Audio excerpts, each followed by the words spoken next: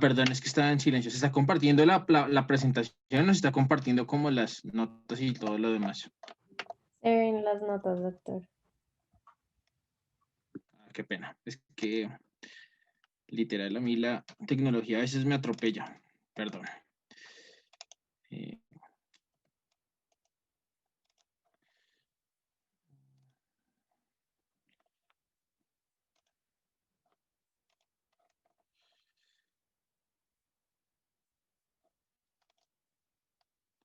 segundo.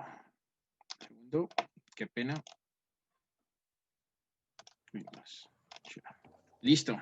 Entonces, pues complementando ya la parte de Gaby, de la parte, pues vamos a ver a lo que realmente nos compete, que es la enfermedad arterial periférica.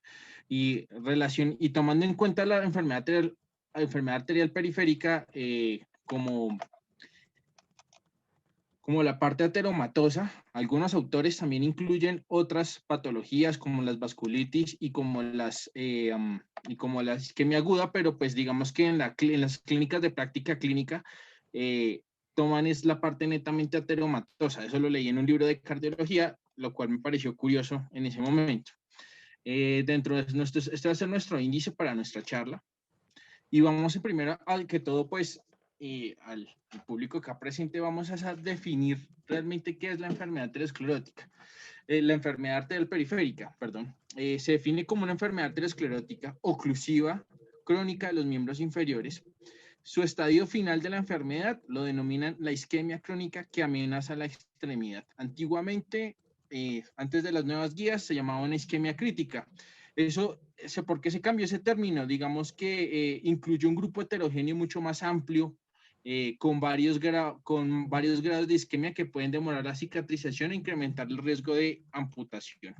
El problema es que esta enfermedad cuenta con una prevalencia en crecimiento que genera un gran costo para los sistemas de salud.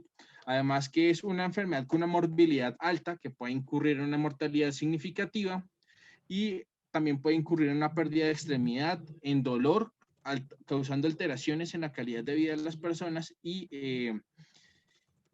además hay que detallar que se tiene que hacer debe tener un manejo multidisciplinario por no solamente cirujano vascular ni por médico general, sino también ahí incurren ortopedistas, médicos internistas, médicos familiares, en general todo lo que esté pues todo este grupo multidisciplinario para abordar los problemas.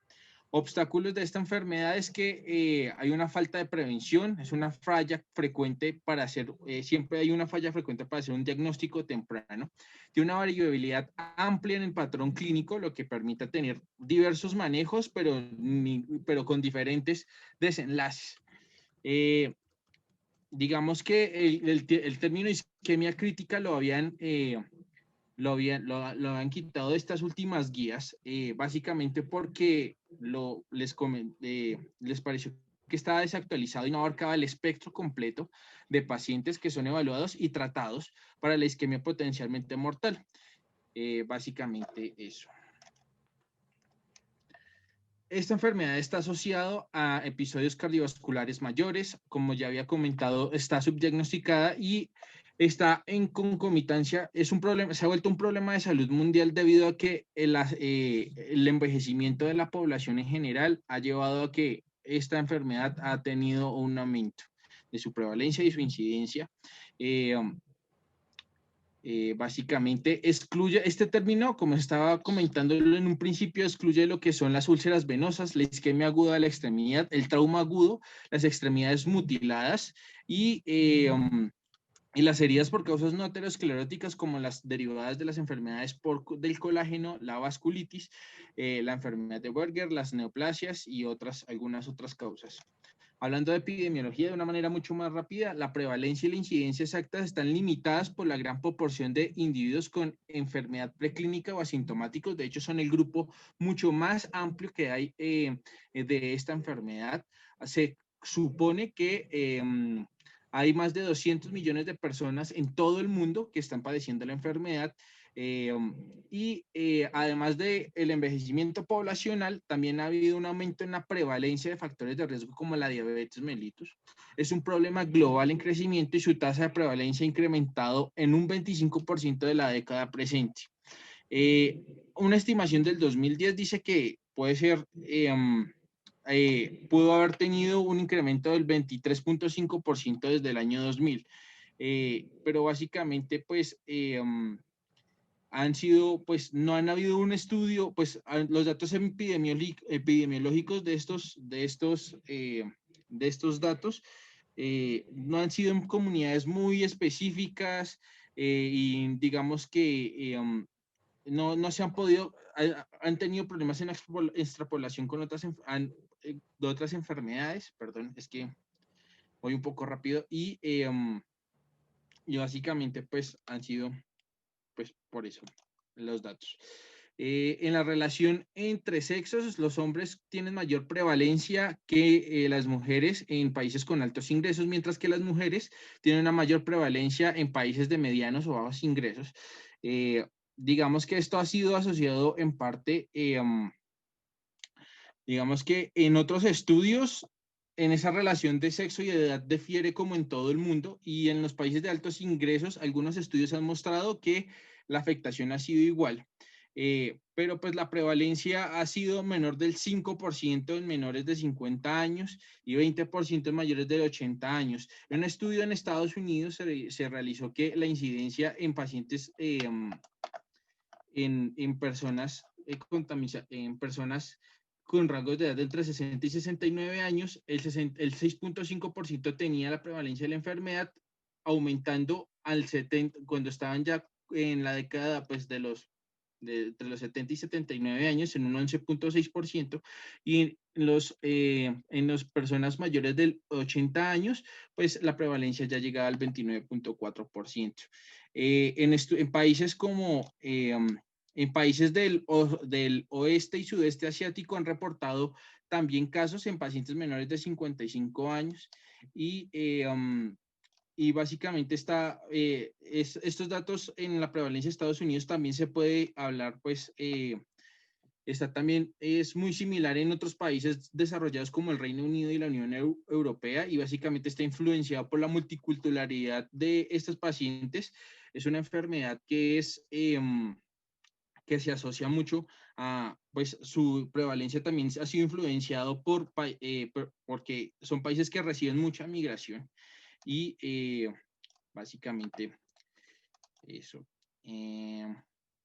Siguiente. Este es algo de la epidemiología en los países asiáticos. En, en Japón hubo un estudio que involucró personas mayores de 40 años utilizando pues los métodos no invasivos como el índice tobillo-brazo, que es la mayoría, que es el grosso modo de los estudios que hay acerca de esta enfermedad. Encontrar un índice menor a 0.9 fue muy bajo. En China también también pues mostraba una prevalencia de 2.9% en hombres y en mujeres de 2.8%, y en África Central hubieron pues un poco una prevalencia mucho más alta, del 14.8%, en un estudio que se hizo en una corte de 1.871 personas menores de 65 años. Respecto a la raza, es más común en las comunidades afrodescendientes que en los blancos. Los asiáticos y los hispanos tienen una mayor prevalencia que los blancos. Y hay algo que estaba leyendo y me llamó bastante la atención, y es que el índice tobillo-brazo es intrínsecamente más bajo en las personas afro, que provocarían una falsa alta prevalencia de la enfermedad. Eso es algo que había leído en la investigación al hacer esta presentación. Digamos que el perfil de riesgo, como les había hablado, de la enfermedad cambia a medida que las poblaciones migran, y esta enfermedad ha demostrado que el entorno ha sido más importante que la impronta genética de la enfermedad. Estos son más datos de quiénes, pues el espectro de la enfermedad, como más adelante lo voy a explicar, se puede dividir en 3 grupos de pacientes en su clínica. Una es los pacientes que son asintomáticos, los pacientes con claudicación intermitente, y los pacientes que tienen isquemia crónica que amenaza la extremidad, que se dividen en dos subgrupos, que son los pacientes que tienen dolor en reposo y que tienen pérdida tisular definida como que más tarde pues la voy a definir un poco más específico.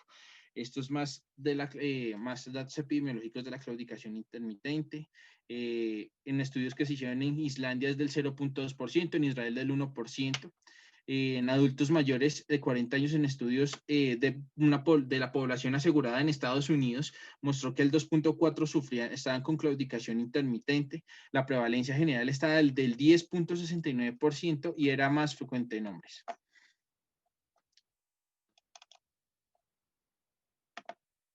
Es la claudicación, pues un poco más de datos. Esta claudicación intermitente incrementa con la edad, es más frecuente en los pacientes de mucho mayor edad, mayor en hombres que en mujeres en la mayoría de los estudios. Digamos que básicamente un poco. En la isquemia crónica que amenaza la extremidad, la incidencia ha sido de 22 casos por 1.000 habitantes. Afecta del 1 al 2% de los pacientes, según los estudios, y la incidencia de amputación estimada ha sido que va de 112 a 250 50 personas por millón por año. Digamos que estas tasas, digamos que ese es el grupo más pequeño. Menos del 10% de los pacientes en general son quienes llegan a esa etapa, según los estudios. Pacientes que que van a ser llevados a una amputación mayor tienen un alto riesgo de una muerte prematura, y digamos que no hay unos datos confiables epidemiológicos contemporáneos que tengan en cuenta los cambios en los estilos de vida, como la disminución de la tasa de tabaquismo, la identificación y manejo de los factores de riesgo cardiovasculares, la prevalencia de la obesidad y la diabetes, y el crecimiento generalizado de la expectativa de vida, básicamente. Esta es una gráfica que sale en las guías en que muestran, digamos que en la barra rosada están las mujeres, está la prevalencia y el grupo de edad de la enfermedad arterial periférica, teniendo en cuenta el índice tobillo-brazo. El rosado es de las mujeres que se encuentran en países con altos ingresos. El rojo es de mujeres que se encuentran en países con medianos y bajos ingresos, y las barras azules son de los hombres. La barra más clarita es de altos ingresos, y la barra más oscura es de los países de los hombres que se encuentran en bajos y medianos ingresos en los países, y vemos cómo esta va aumentando a medida que pues aumenta la edad y el grupo etario. Vamos a hablar básicamente, acá están los factores de riesgo relacionados a la enfermedad arterial periférica. Estos se aplican tanto en países de altos ingresos como de bajos ingresos. En primera instancia tenemos el tabaquismo. El tabaquismo, digamos, nos habla es un factor de riesgo significativo para el desarrollo y progresión de la enfermedad. Pues la disminución en países de grandes ingresos ha tenido pues esa cabida, mientras que en los países de medianos y bajos ingresos ha aumentado. Por otra parte, tenemos aquí la diabetes mellitus, que está fuertemente asociado al desarrollo de enfermedad arterial periférica. Su riesgo aumenta con la duración de la enfermedad. Un paciente que tenga más años de haber sido diagnosticado de diabetes mellitus tiene un mayor riesgo de presentar la enfermedad, y tiene mayor riesgo de presentar una amputación.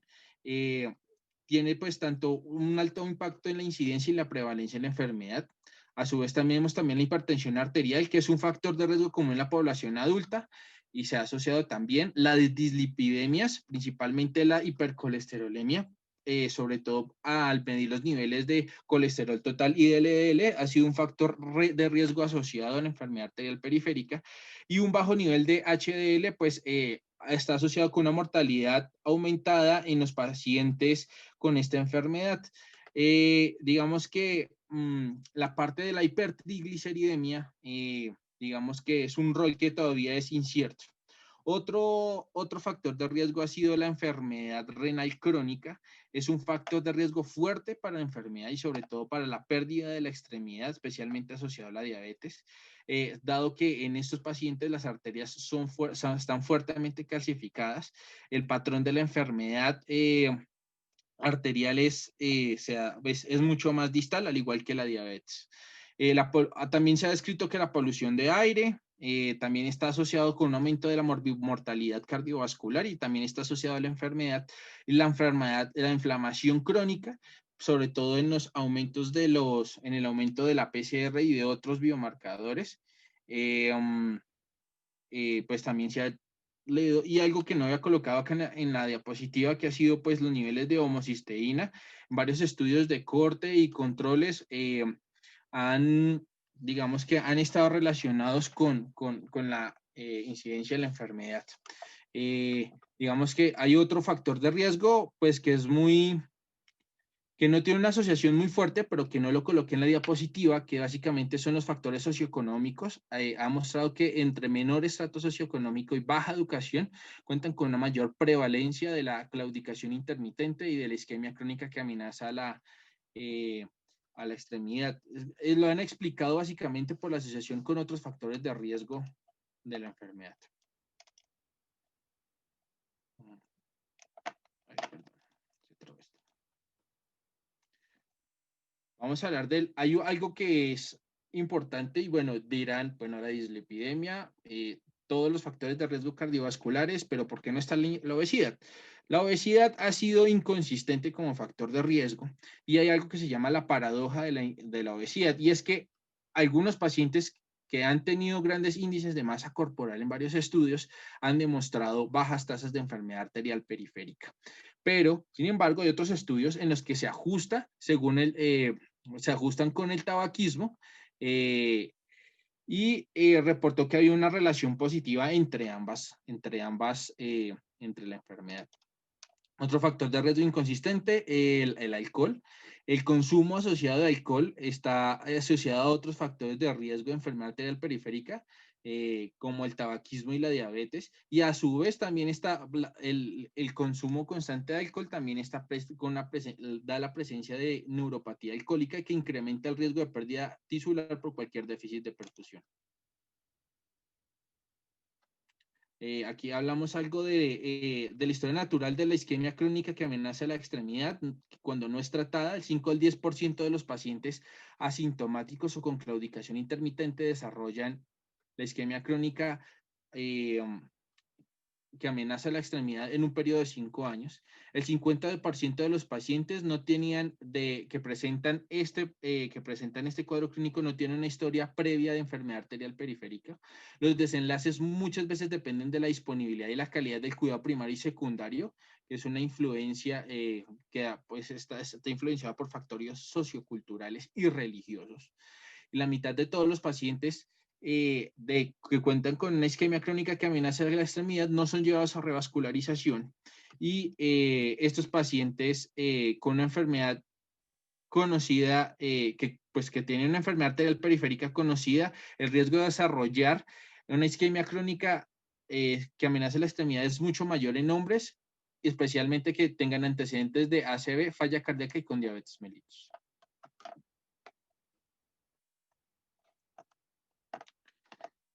En pacientes con presentación de novo, pues se ha visto que hay pacientes que lo presentan de novo previamente y son pacientes que los han caracterizado como hombres de edad avanzada con enfermedad cardiovascular preexistente y falla renal. En la diabetes mellitus está asociada a la neuropatía y tiene una fuerte asociación con la isquemia crónica que amenaza la extremidad de novo. Y a esos pacientes que no han sido tratados tienen muy alto riesgo de amputación, inclusive llevándolos a una revascularización exitosa. Otro grupo de pacientes que tienen mucho mayor riesgo son aquellos pacientes que consultan tarde y que cuando ya llegan tarde presentan un alto riesgo de la pérdida de tisular. La clínica la podemos dividir en varios aspectos. se puede definir, se ha descrito anatómicamente, la clínica se da básicamente por los segmentos afectados. Entonces tenemos el segmento aortoiliaco, el femoropopliteo y el tibiopedio, como lo describen así. Usualmente los pacientes que tienen claudicación intermitente típica pueden presentar compromiso a nivel aortoiliaco y femoropopliteo, con un solo, así tengan un solo segmento involucrado. Los pacientes que son fumadores tienen un mayor compromiso a nivel aortoiliaco y femoropopliteo. Los diabéticos lo tienen usualmente de distal hacia proximal, afectando primero el segmento tibiopedio y femoropopliteo. Y ahorita más adelante vamos a ver que para que haya una isquemia crónica que amenace la extremidad, tiene que haber tiene que haber mínimo 2 segmentos involucrados con un compromiso involucrados en esto o un compromiso severo a nivel del segmento tibiopedio. Básicamente es el reflejo del desarrollo de las vías colaterales del flujo sanguíneo que eluden las oclusiones en un solo nivel.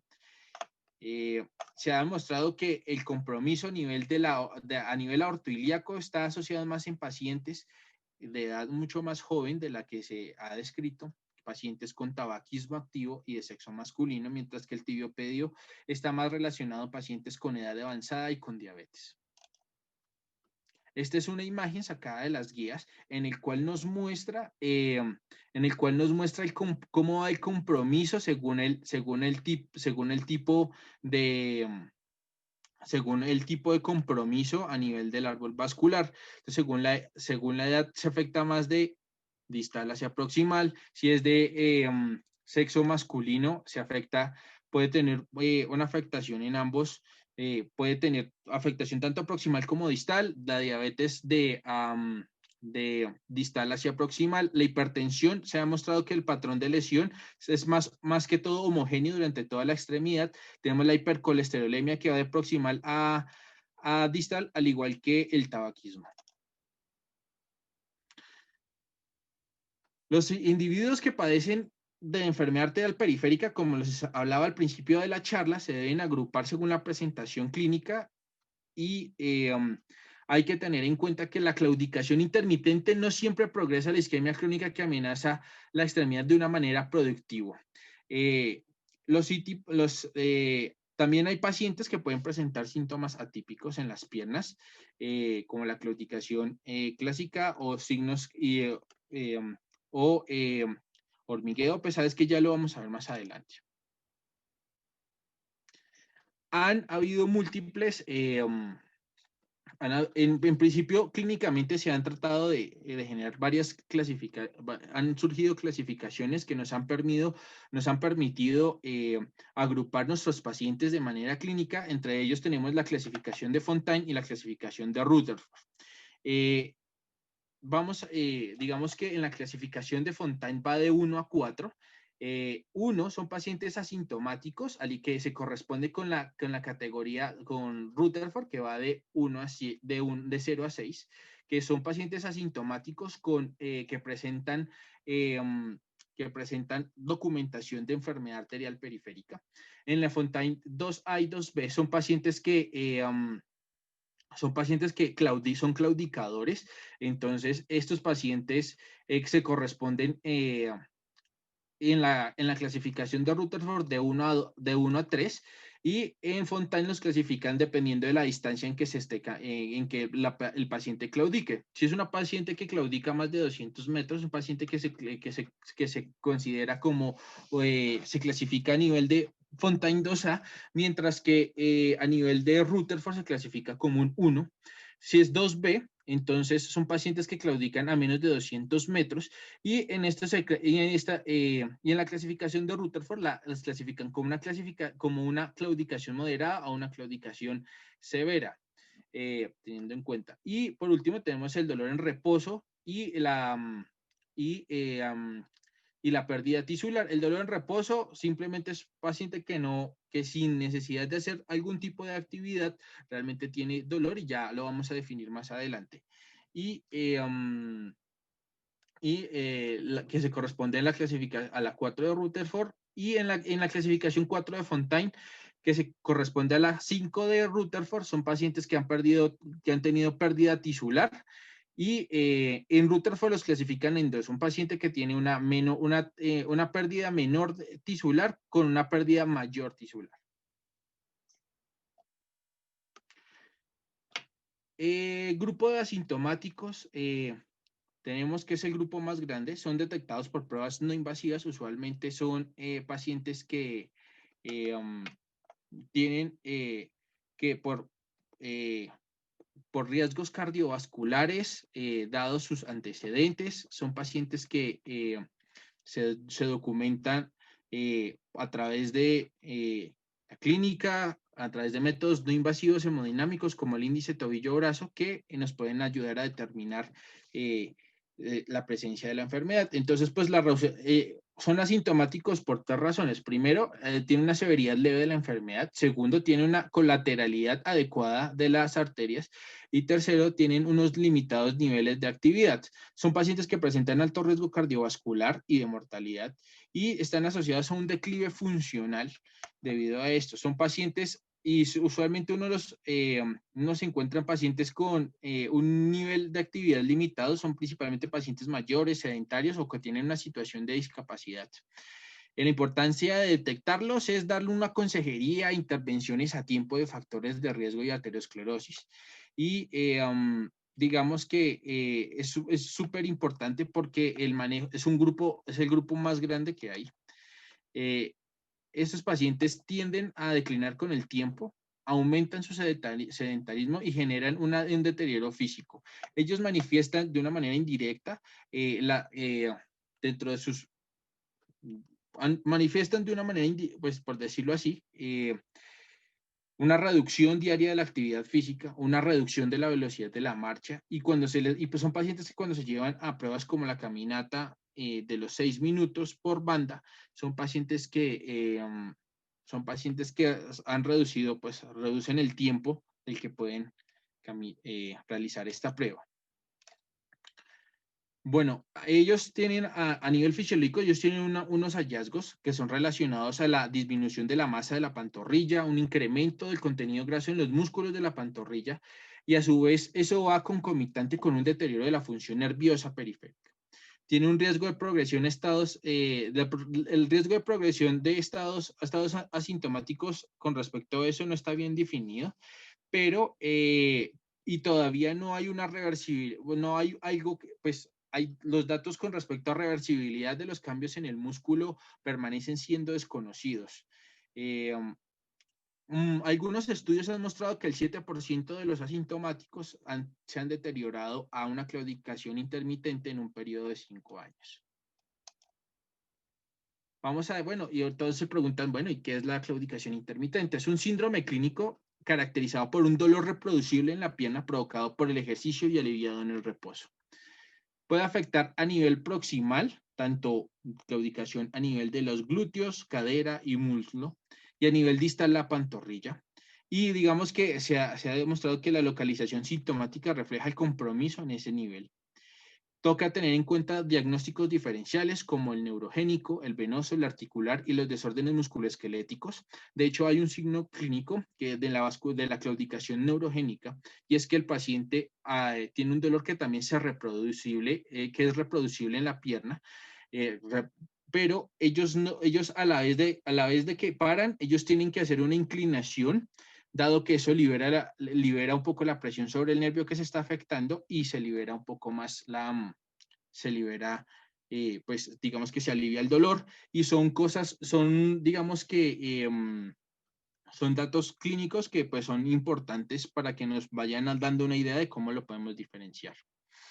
Hay cuestionarios para medir la claudicación intermitente como el de Rose y San Diego, y eso nos ayuda, ese cuestionario nos ayuda a descartar otras causas, y hay que tener en cuenta otros síntomas atípicos de la pierna que son comunes, como dolor en la bipedestación o en la sedestación, al pararse o al sentarse, disconfort o fatigabilidad muy fácil con el ejercicio que no causa parada en la marcha.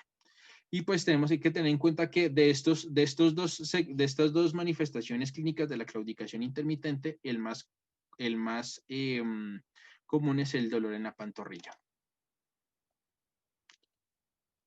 Bueno, ya les había comentado un poco de esto. El compromiso a nivel femoropopliteo también va a manifestar dolor en la pantorrilla con el ejercicio y el compromiso, y también han descubierto que en el compromiso a nivel del segmento tibio-pedio es la claudicación plantar, que es un dolor plantar que también lo refieren muchos de los pacientes.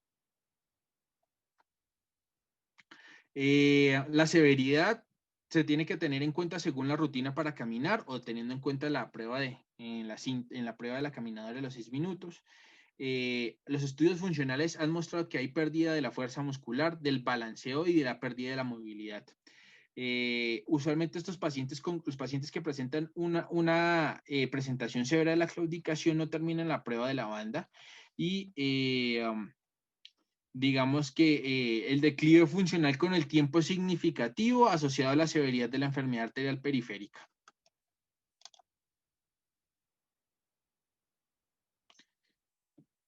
En estos pacientes se ha demostrado que en 5 años el 20% pueden experimentar un evento cardiovascular mayor, tiene una mortalidad cerca del 10 al 15%. El pronóstico de la extremidad en estos casos usualmente es benigno y el riesgo de amputación es menor al 1% por año. El riesgo de que esto pueda llegar a una isquemia crónica que amenace la extremidad está asociado a factores como la diabetes y el tabaquismo. Y esa minoría que produce, y pues realmente es una minoría la que progresan a un grado de incapacidad o a la isquemia crónica que amenaza la extremidad. La isquemia crónica que amenaza la extremidad es un estado avanzado de la enfermedad arterial periférica. Ocurre con respecto al dolor en reposo y o la pérdida tisular que haya ocurrido. Está dado por un severo deterioro de la función de la extremidad, insuficiente para mantener los requerimientos tisulares de base, y representa un amplio deterioro hemodinámico y amenaza a la extremidad asociada.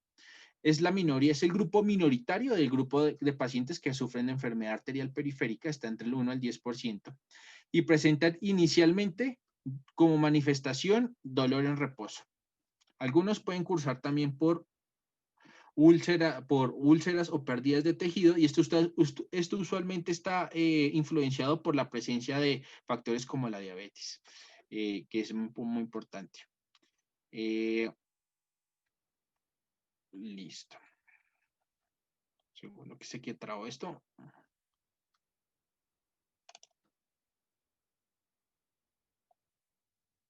Usualmente son pacientes que tienen deterioro en la curación de herida, tienen un riesgo aumentado de la amputación.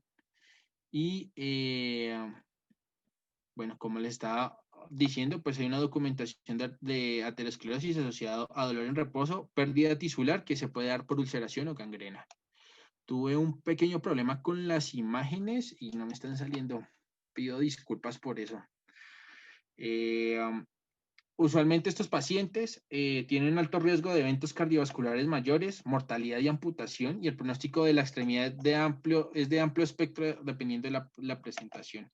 Los predictores en estos pacientes de una amputación mayor usualmente son pacientes con edad avanzada, entre los mayores de 75 años, pacientes con falla renal, con enfermedad coronaria, con falla cardíaca congestiva, con diabetes mellitus, con enfermedad cardiovascular, ya sea puede ser pacientes que han presentado ACV, con un índice de masa corporal alta y una demencia, que tengan demencia y que tengan un estatus funcional de fragilidad.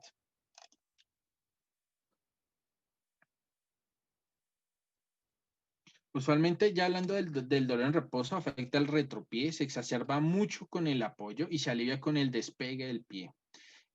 Pues son presentes, estos cambios tienen que haberse presentado con más de 2 semanas de evolución, con uno o dos más parámetros hemodinámicos. Los parámetros hemodinámicos que usan en este caso a veces son la presión sistólica del tobillo y de la presión sistólica de los dedos del pie.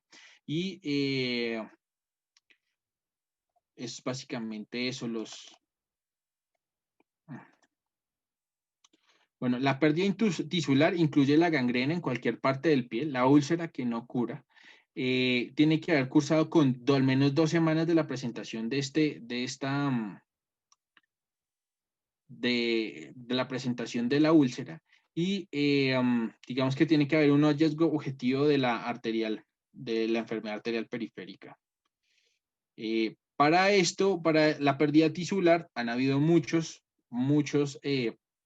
clasificaciones de las cuales voy a hablar más adelante, pero digamos que hay una más, digamos que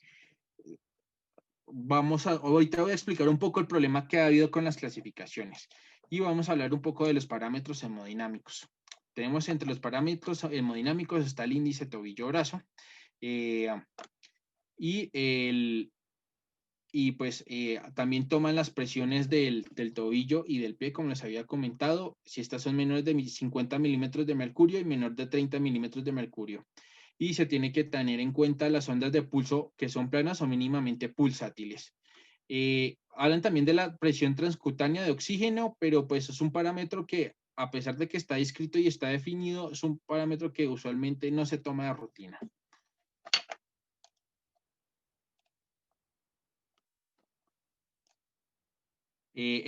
Usualmente algo que complementar respecto a eso es que estas ondas siempre se tienen que complementar con estudios imagenológicos como el tipo Doppler arterial para definir, para tener en cuenta para tener en cuenta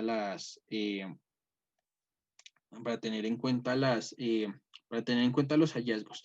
Estas ondas de pulso se toman porque en los estudios que han sido no invasivos para determinar la enfermedad arterial periférica, han demostrado que han sido predictores mayores de riesgo de amputación.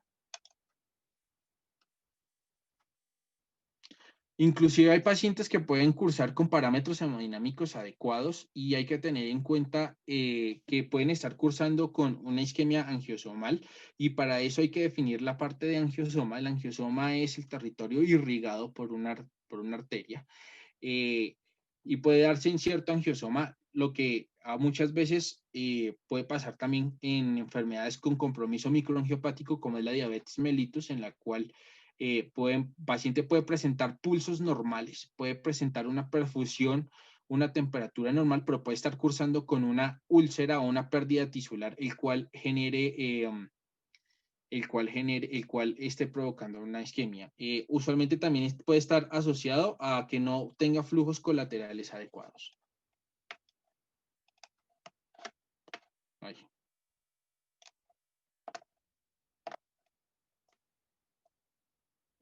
Bueno, hablando de las clasificaciones, las que inicialmente fueron más usadas y las que son más antiguas eran las clasificaciones de Fontaine, que es del 54, y Rutherford, que es del 97. Eran más utilizados por los cirujanos vasculares. Los ortopedistas y los cirujanos de pie y especialistas en pie diabético utilizaban las clasificaciones de Wagner, Texas. Y el problema es que todos teníamos una clasificación, pero digamos que no había un consenso general y no había un consenso generalizado y no había como un criterio en común entre todos los pacientes, entre todos los especialistas que veíamos la isquemia que afectaban los miembros inferiores. Salieron otras clasificaciones como el TASC-1 y en el 2000 y en el 2007 el TASC-2, que ahorita más adelante voy a hablar de la última. Pero pues el problema de haber tenido todo este tipo de clasificaciones es que nadie se ponía de acuerdo y habían muchos manejos y muchas conductas que muchas veces provocaban diferentes desenlaces y no ponían de acuerdo a nadie. También está en la ISANELEAN y la ITSA, pero vamos a hablar una que las últimas guías han hablado y ha sido la clasificación de Wi-Fi. Wi-Fi es el acrónimo de Wound, Infection, Wound, Ischemia and Foot Infection, perdón. Es una escala que fue evaluada en estudios multicéntricos en Estados Unidos, principalmente en el US National Institutes of Health Funded Best CLI, Trial 13, y también fue medida en Inglaterra en el UK National Institute for Health Research Health Technology Assessment, que es más conocido como el estudio Basil 2 y Basil 3. En estos miden básicamente la profundidad, el compromiso de la úlcera, la presencia, teniendo en cuenta el índice tobillo-brazo y teniendo en cuenta las presiones de los dedos de los pies y del tobillo, teniendo en cuenta eso, y también tienen en cuenta la presencia y el compromiso infeccioso, y según esto determinan el riesgo que hay de amputación. Entonces, pues se supone que hay unos estados, van del 1 al 4. El estadio 1 tiene un bajo riesgo de amputación, mientras que el estadio 3 y 4 son pacientes que requieren revascularización y tienen un alto riesgo de pérdida de la extremidad. Y esta clasificación también ayudó bastante a que pues pueden predecir el tiempo de la curación, del tiempo de curación.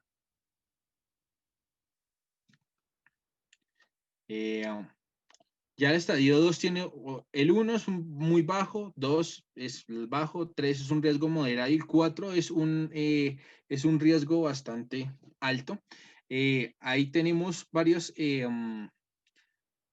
actualmente en internet, actualmente ahí está la aplicación del SBS y es una herramienta, pues al principio manejar la escala de Wi-Fi es un poco compleja por lo que toca hacer por lo que toca calcular y tener en cuenta, pero digamos que ahorita hay aplicaciones que nos ayudan bastante a poderla calcular de una manera mucho más sencilla y poderla aplicar actualmente, porque pues listo. En la historia, pues en el diagnóstico hay que tener en cuenta que es un dolor tener en cuenta el tipo de dolor, si es un dolor en reposo que afecta al retropé, que empeora en las noches, necesariamente requiere manejo analgésico con opiáceos. Que tenga más de 2 semanas de evolución combinado con la evidencia hemodinámica del deterioro severo de la perfusión, que tenga una úlcera isquémica localizada o que haya necrosis en los artejos del pie. Bueno, básicamente hay que tener en cuenta al hacer la historia clínica en estos pacientes, los factores de riesgo cardiovasculares que se presenten, la historia farmacológica, si tienen antecedentes de revascularización en miembros inferiores o en alguna otra o en algún otro tipo de revascularización, así sea cardíaca, antecedente de amputaciones. Hay que evaluar siempre en estos pacientes la fragilidad, el estatus funcional y la calidad de vida, porque pues basados en esos también tomamos decisiones acerca de la revascularización de los pacientes. Al examen físico, evaluar los signos de isquemia, infección, rupturas de la piel, afectación ósea, calidad, hay que mirar, tener en cuenta la calidad de los pulsos y en algunas ocasiones también podemos tener Doppler a la mano y determinar la señal Doppler de los diversos pulsos en caso de que sea muy difícil palparlos o no estemos muy seguros, nos va a permitir que dependiendo del tipo de ondas, si son bifásicas o monofásicas o trifásicas, nos permitirá determinar el estado de ese segmento arterial evaluado en el examen físico. Palpar siempre los pulsos de miembros inferiores, determinar la temperatura de las extremidades, determinar el estado de la piel, sobre todo la evidencia de la pérdida de los anexos cutáneos como el vello, la onicodistrofia, que usualmente son los primeros síntomas de la enfermedad arterial periférica, los primeros signos de enfermedad arterial periférica. La pseudodermia y la atrofia muscular, dado la ausencia del flujo, hace que los músculos se atrofien de los miembros inferiores. También podemos utilizar la maniobra de Buerger, que es elevar la extremidad y usualmente evaluar la palidez evaluar que se ponga pálido y al bajarlo y determinar el llenado capilar de la extremidad. Si dura más de 5 segundos, usualmente pues la que nos determinará si es si hay afectación de la enfermedad arterial en esa extremidad. Usualmente recomiendan no examinar a los pacientes en una silla con la pierna colgando hacia abajo, porque puede haber, en algunas ocasiones puede haber una falsa sensación de perfusión respecto al pie. Y hay que tener en cuenta que los diabéticos tienen un mayor compromiso motor y sensitivo y puede ser, y usualmente ellos no no sienten, pueden ser asintomáticos y hay que examinarlos con monofilamentos y hacer un examen neurológico a las extremidades, porque la neuropatía es uno de los factores de riesgo con mayor asociación a la pérdida de extremidad, básicamente. Este es un esquema que muestran en la guía, en el cual hay un paciente que tiene una sospecha de una isquemia crónica que amenaza la extremidad. Se hace un examen físico en el cual si no hay signos de enfermedad arterial periférica, buscar otros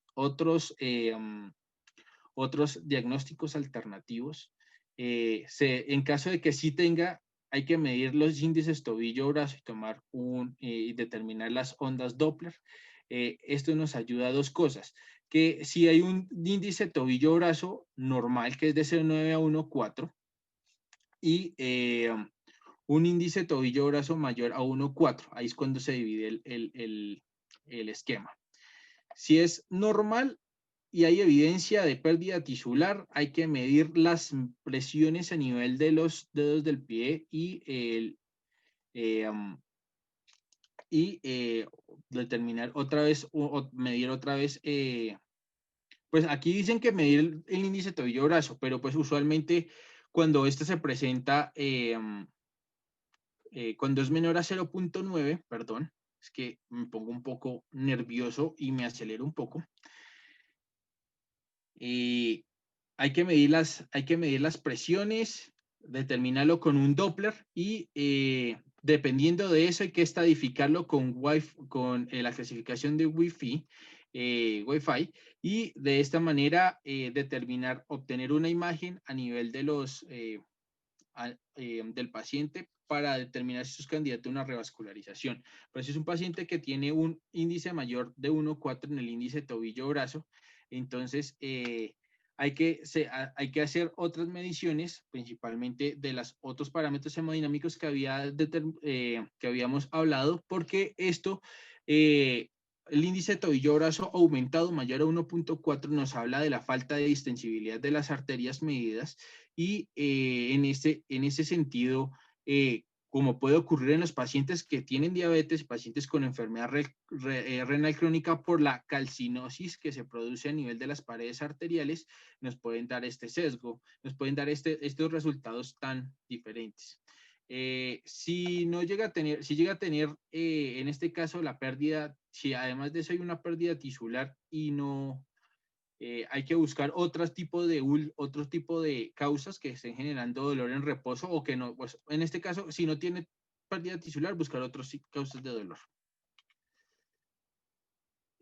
Aquí ya estamos hablando de los métodos no invasivos. Tenemos las presiones del tobillo a nivel de los dedos del pie, las presiones segmentarias, la presión transcutánea de oxígeno y las pruebas de perfusión cutáneas. De los no invasivos, el que tiene mayor, de los no invasivos, los que tienen, los de primera línea son los de las presiones del tobillo, el índice tobillo-brazo. Usualmente los pacientes con isquemia crónica que amenaza la extremidad tienen una presión del tobillo menor al 50 milímetros de mercurio, mientras que en el índice tobillo-brazo usualmente estos pacientes presentan menor a 0,4. Usualmente como ahorita les estaba comentando, en un índice de tobillo-brazo mayor a 1,4 se debe reportar como no compresible y usualmente hay que asociarlo también a las ondas Doppler para hacer un diagnóstico más preciso. Por otra parte, tenemos los índices las presiones a nivel de pie, de los dedos del pie y el índice ay, me enredé. Usualmente el índice del brazalete, índice de los dedos del pie con el brazo, perdón, índice brazo-pie, ya. Eso es brazo artejo. Brazo artejo, sí señor, gracias, Doc, qué pena. Usualmente se utiliza se utiliza un mini brazalete, se coloca en la base del hálux y se usa un Doppler de onda continua o un fotopletismo gráfico para determinar cuándo mejor dicho, cuándo se encuentran ay, Dios mío, ya me puse nervioso. Cómo se afectan estas ondas y cómo se afectan las presiones. Usualmente las últimas dos, las presiones segmentarias y ay, perdón,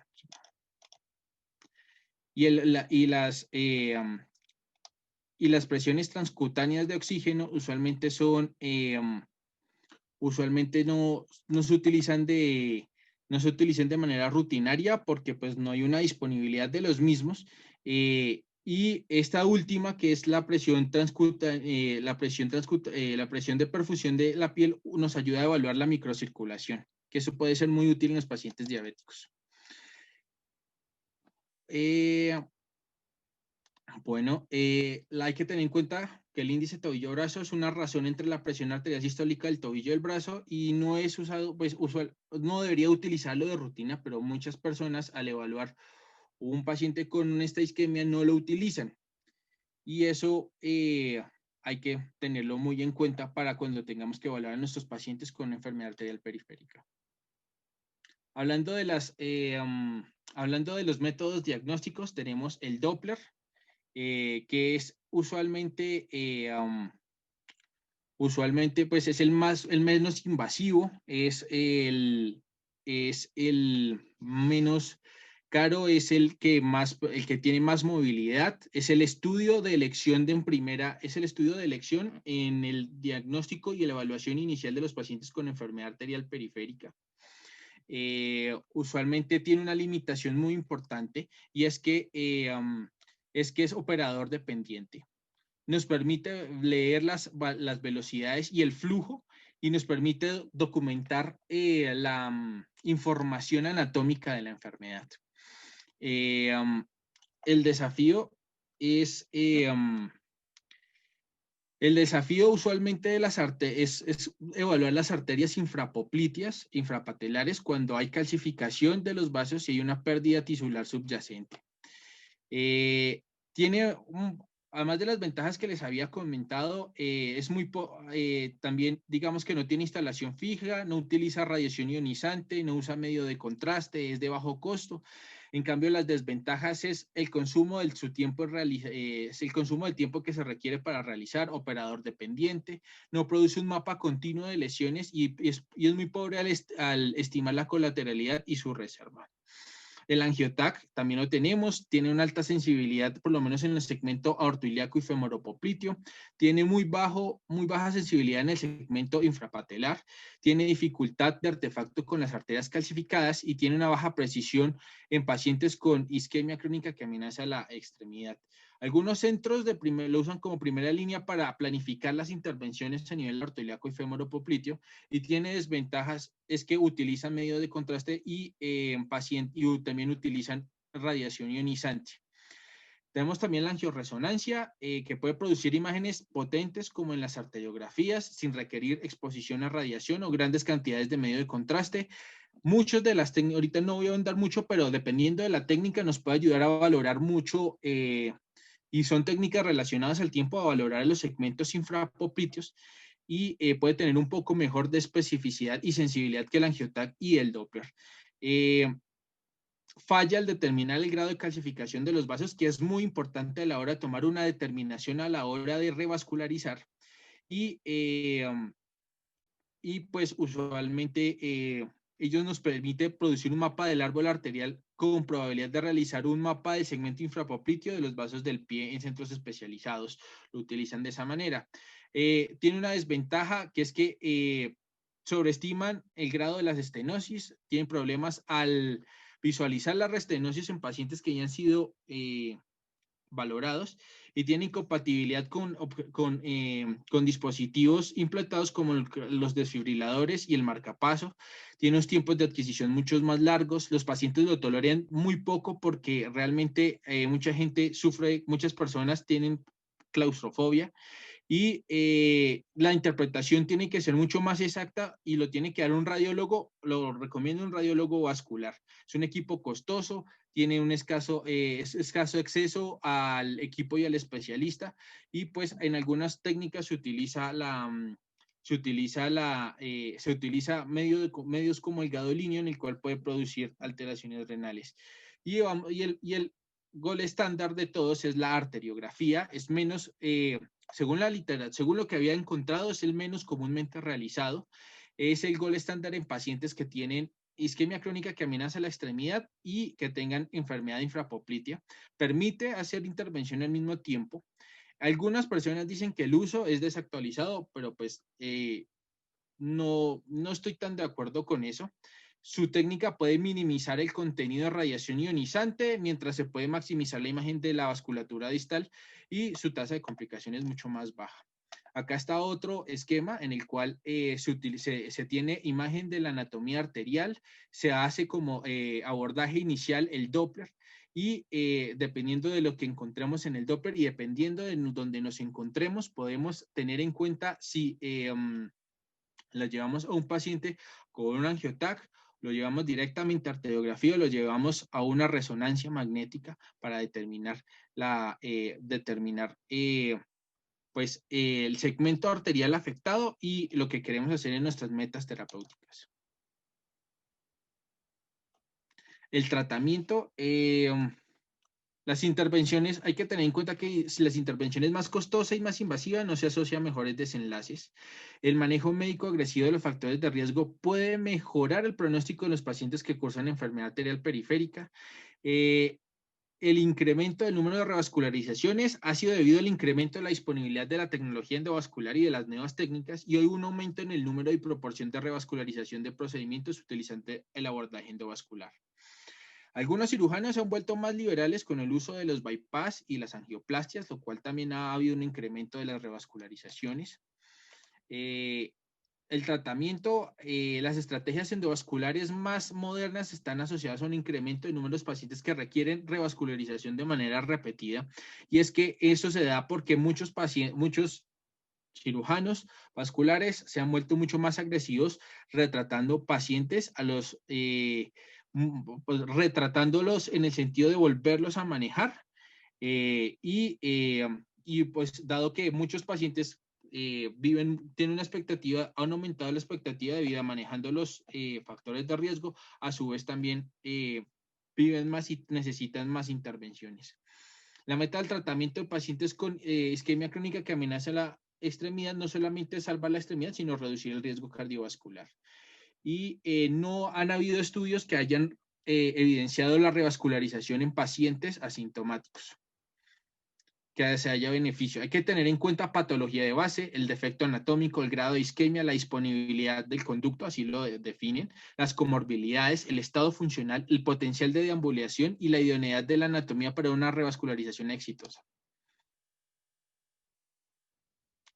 Hablando de las modificaciones, hay que hacer la primera fase que quiero hablar, porque pues hablar de este tema es bastante extenso y podríamos, en solo hablar de factores de riesgo, podríamos tener miles de charlas, pero pues a grosso modo hay que tener en cuenta que entre las modificaciones hay que cesar el hábito tabáquico y otras drogas recreativas. La terapia antiagregante es muy importante, la terapia hipolipemiante, el manejo de la tensión arterial, el control de la diabetes y la dieta y el control de peso son fundamentales como modificadores de factores de riesgo, y el manejo del dolor, que es uno de los factores que más afecta a la calidad de vida de los pacientes.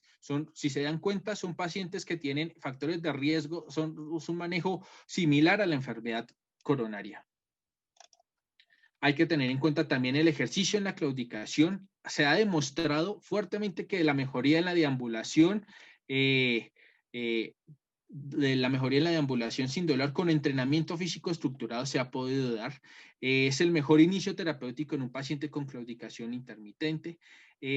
Usualmente generando un hábito de un ejercicio aeróbico regular reduce el riesgo cardiovascular, disminuye el colesterol, disminuye las cifras de tensión arterial, mejora el control glicémico. hay que tener en cuenta que la claudicación es un espiral, se vuelve como una espiral, como un círculo vicioso de todos los pacientes para el desacondicionamiento cardiovascular y usualmente pues esto nos puede pues llevar a aumentar la tasa de mortalidad en estos pacientes. Eh, um, digamos que los pacientes pueden tener una disminución, se ha medido de más o menos 8.4 metros al año en una tasa así en pacientes que se desacondicionan, pero ha demostrado, es una recomendación inclusive nivel 1A, que el ejercicio para la claudicación intermitente y esto puede en algunos momentos esto puede ayudarnos a reversar esta claudicación. Usualmente tiene que hacerse entre 30 y 45 minutos por sesión, 3 a 4 veces por la semana, a la semana, por un periodo de 12 meses, de 12 semanas, perdón. El paciente debe caminar al punto que el dolor en la extremidad lo permita y debe ser seguido de un periodo corto de alivio del dolor y retomar otra vez el ejercicio, lo que llamamos terapia de marcha forzada. Y a medida que la deambulación incrementa, el nivel de ejercicio debe aumentar. Ya hablando de, usualmente, ¿cuál es el problema del ejercicio en la claudicación? Por lo menos actualmente no hay una aseguradora, las aseguradoras no cubren estas estrategias de manejo, pues de manejo con ejercicio. El manejo farmacológico, solamente 2 medicamentos han sido aprobados por la FDA, son el cilostazol y la pentoxifilina. Y voy a hablar principalmente de la cilostazol porque pues primero es un inhibidor de la fosfodiesterasa 3, fue aprobado desde 1999 por la FDA y digamos que incrementa la monofosfato de adenosina cíclica, inhibe la contracción del músculo, inhibe la agregación plaquetaria, disminuye la proliferación del músculo liso, ayuda a disminuir los triglicéridos séricos e incrementa el HDL. Se ha medido que incrementa las distancias de la caminata máxima en un 50%, mejora la calidad de vida y modula la síntesis del factor de crecimiento vascular endotelial, potenciando la angiogénesis. Efectos adversos, diarrea, cefalea, disconfort gastrointestinal y está contraindicado en la falla cardíaca porque al ser un inhibidor de la fosfodiesterasa 3 exacerba la disfunción ventricular. Los altos niveles plasmáticos pueden dar cuando se toma en combinación con otros medicamentos que tienen el metabolismo hepático. Y la forma de titularlo es que hay que empezar para minimizar los efectos adversos, es empezar con una dosis de 50 miligramos cada día por una semana. La siguiente semana tomarla 2 veces, esa misma dosis de 50 miligramos cada 12 horas y al final, la tercera semana, continuarlo con una dosis que es la dosis que está descrita de 100 miligramos cada 12 horas. Tenemos la decisión para tomar una revascularización. El primer paso es determinar si la sintomatología es por la enfermedad arterial periférica. Hay que tomar una prueba no invasiva en un laboratorio vascular, determinar la severidad de la sintomatología y determinar si es aguda o crónica. Si es aguda, el tratamiento es totalmente distinto, es manejo quirúrgico o endovascular, dependiendo de lo que se considere o de lo que esté. Y es otro tema a tocar en otra ocasión. Permite la decisión, también hay que determinar el grado de isquemia, la herida, la infección, el estado funcional y la disponibilidad básicamente de la arteria o del conducto, como lo determinan así, y determinar si un paciente logrará un beneficio significativo en un procedimiento técnicamente exitoso. Usualmente el éxito técnico, hay que tener en cuenta, no es equivalente al éxito clínico. Hay pacientes que se pueden hacer angioplástica, se puede destapar los vasos, pero que realmente son pacientes que ya el compromiso tisular es bastante avanzado y que realmente no, pues no se benefician, realmente no progresó la enfermedad que lleva a la pérdida de la extremidad. Y hablando un poco más de para tener en cuenta, tenemos la clasificación TAC 2 y TASC es el acrónimo de Transatlantic Intersociety Consensus Classification. La primera vez que salió esta clasificación, el TASC 1 fue en el año 2000, en enero. La segunda fue en el 2007. Fue algo que fue estipulado por 14 sociedades de cirugía vascular y cardiovascular y de radiología. Puede ayudar a medir la extensión de la enfermedad angiográficamente, ayuda en el proceso de toma de decisiones en la revascularización, pero no solamente clasifica la lesión, sino también da recomendaciones de tratamiento de acuerdo al tipo de lesión. Clasifica los patrones de lesión de los segmentos tanto aortoilíaco y femoropopliteo.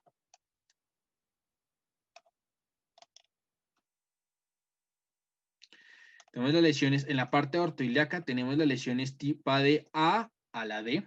Las tipo A usualmente tienen un compromiso de la arteria ilíaca común, en la cual hay estenosis unilateral o bilateral, o puede haber estenosis de la arteria ilíaca externa, menores a 3 centímetros.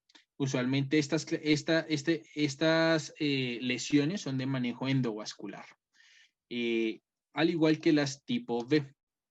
Las tipo B tienen, digamos que ya hay un compromiso corto de la aorta infrarrenal, puede haber oclusión de la arteria ilíaca común, o puede haber múltiples o estenosis simples de 3 a 10 centímetros que involucran tanto la arteria ilíaca externa y que no se extienden a la arteria femoral común, y pueden también compromiso de la unilateral de la arteria ilíaca externa con una oclusión que no involucre los orígenes de la arteria ilíaca interna o de la arteria femoral común.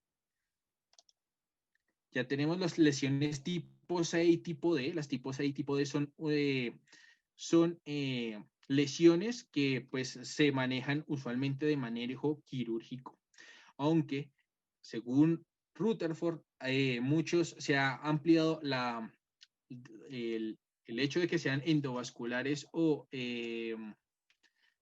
sea, que el manejo del uso del tratamiento endovascular puede ser también extendido a estos dos tipos de lesiones, tanto C como D. Digamos que ya acá hay más compromiso, hay oclusiones bilaterales de las arterias ilíacas comunes, hay estenosis de 3 a 10 centímetros de largo que no se extienden a la femoral común desde la arteria ilíaca externa, hay estenosis de la arteria ilíaca externa que se extiende hacia la arteria femoral, también hay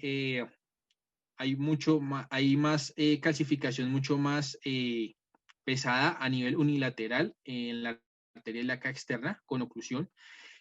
Usualmente también hay compromiso de la femoral común. Y tenemos las tipo D, que usualmente son oclusiones aortoilíacas. Y también pues se les define también que haya compromiso de la aorta y de ambas arterias ilíacas, que hayan estenosis difusas que involucren tanto a las arterias ilíacas común, externa, y a la arteria femoral común. Pues también, pues básicamente, pues hay una estenosis mucho más compleja. También están las lesiones a nivel femoropopliteas, pero digamos que yo quería traer a colación, porque pues hablamos del TASC, pero las guías nos sugieren un nuevo manejo que es mucho más completo, por decirlo así, pues que es mucho más integral, que voy a saltarlo un poquito más. Antes de eso, voy a hablar de que la revascularización exitosa en pacientes con pérdida tisular requiere restaurar una línea de flujo pulsátil que llegue hasta el pie. Esa es la revascularización exitosa. Y hay que tener en cuenta unos factores del manejo tanto quirúrgico como endovascular a tener en cuenta, y es que a nivel del bypass hay que tener en cuenta un adecuado flujo afluente y un adecuado flujo de salida para poder realizar los bypass, y la disponibilidad de un conducto autólogo adecuado para realizarlo. En cambio, en la parte endovascular está definido por la complejidad de la arteriosclerosis del trayecto arterial anticipado que provee el flujo en línea hasta el pie. Y también tienen que tenerse en cuenta las múltiples lesiones en serie, pues nos permiten determinar el éxito técnico y la permeabilidad sostenida de la extremidad, que es la misma patencia, que se debe estimar como todo un producto de la función de la lesión atravesada. se atraviesa. Y es cuando nace esta forma de tratamiento que es el GLASS. GLASS es el acrónimo de Global Limb Anatomic Staging System. Es una forma orientada de trabajo para clasificar el patrón de la enfermedad arterial en pacientes con isquemia crónica que amenaza la extremidad. Integra el enfoque de los segmentos arteriales en un manejo mucho más estratégico para manejar toda la extremidad. Está basada en el trayecto arterial anticipado en cada paciente por una imagen de alta calidad y requiere una selección de una arteria infrapoplitea. Usualmente también se puede basar en la escogencia de un angiosoma de preferencia y evitar básicamente vasos previamente instrumentados. Es la clasificación más actual para el manejo de la enfermedad arterial periférica. Describe la localización y la severidad de las lesiones arteriales, cuantifican a un grosso modo la carga y la morfología de la enfermedad. Es un sistema basado en las lesiones o en los segmentos que son útiles para comparar el rendimiento de dispositivos endovasculares. No son útiles para definir estrategias de revascularización basadas en evidencia, perdón, me enredé. Esas son las clasificaciones previas al GLASS. Y nació como un manejo integral para la revascularización. Digamos que no correlaciona factores relevantes del bypass como la calidad del injerto venoso ni el escurrimiento distal. Y además de eso, pues quería mostrar que también tiene en cuenta desde el segmento más proximal aortoilíaco hasta el segmento hasta el segmento más distal de la pierna. Entonces, para ir adelantando un poco, acá nos muestra acá pues nos muestra básicamente, nos muestran un algoritmo del GLASS para el manejo de la isquemia crónica que amenaza la extremidad. Y entonces, pues en primera instancia, lo que nos piden es que tenemos un paciente con esa isquemia crónica que amenaza la extremidad y se deben obtener unas imágenes angiográficas de calidad que muestren tanto las secciones del tobillo y del pie. Segundo, se debe identificar un trayecto arterial anticipado. Segundo, tercero, hay que determinar el grado de compromiso femoropopliteo. Y les voy a mostrar esto, que nos muestran aquí la clasificación, muestra de 0 a 4. Nos muestra de 0 a 4 el compromiso femoropopliteo, en el cual nos permite determinar en qué grado está el compromiso de este segmento. Después hay que determinar el compromiso infrapopliteo, que también lo estadifican. Perdón. En la cual también va de 0 a 4 el compromiso, determinando el grado de estenosis y de las oclusiones en las cuales se encuentra, teniendo en cuenta pues todo el compromiso a nivel distal. Y se determina el GLASS y después se determina como la estadificación del GLASS sobre todo lo demás, y permite de establecer y para tener un concepto más adecuado se asocia tanto el GLASS como el Wi-Fi para determinar el plan de revascularización del paciente. Hay otros dos pasos que también se agregaron que se dan en los pacientes, y es determinar también el compromiso inframaleolar, en la cual acá pues nos dice el grado, según el grado femoropopliteo, y el compromiso infrapatelar nos permite determinar en qué grado está en qué estadificación del GLASS está esta. Y acá nos permite establecer el compromiso del inframaleolar, en el cual pues también nos ayuda a determinar hasta dónde nos va a llegar nuestra revascularización, teniendo en cuenta también el arco plantar, o si no lo cruza, o si hay ausencia del mismo. Y nos permite estadificar en 3 estados, básicamente, en 3 estados. El estadio 1 tiene que es el más leve, tiene una falla técnica de un 10%, tiene una patencia un año más del 70%, el estadio 2, la falla técnica es de menor del 20%, pero una patencia al año puede ser del 50 al 70%. Y en el estadio 3 nos ayuda a predecir que puede haber una falla técnica mayor del 20% y una patencia menor al 50%, y así nos ayuda a tomar una determinación. Bueno, pues ya esto es una forma, esta es la forma, pues ya ahorita les muestro el algoritmo, pero esta es la forma en cómo se obtiene la imagen y se escoge el trayecto de la arteria para poder planear toda la parte, todo el trayecto arterial que se quiere revascularizar. Y básicamente acá tenemos el algoritmo en el cual tenemos el paciente con la isquemia crónica que amenaza la extremidad. Se estadifica la severidad de la extremidad según el Wi-Fi. Eh, a más de eso, se determina, teniendo en cuenta los factores que les había comentado, si es candidato a un salvamento de extremidad o no, o si no lo es, pues obviamente se lleva a una amputación o se lleva a un manejo paliativo de la herida. Se estima la supervivencia, el riesgo de supervivencia a 2 años.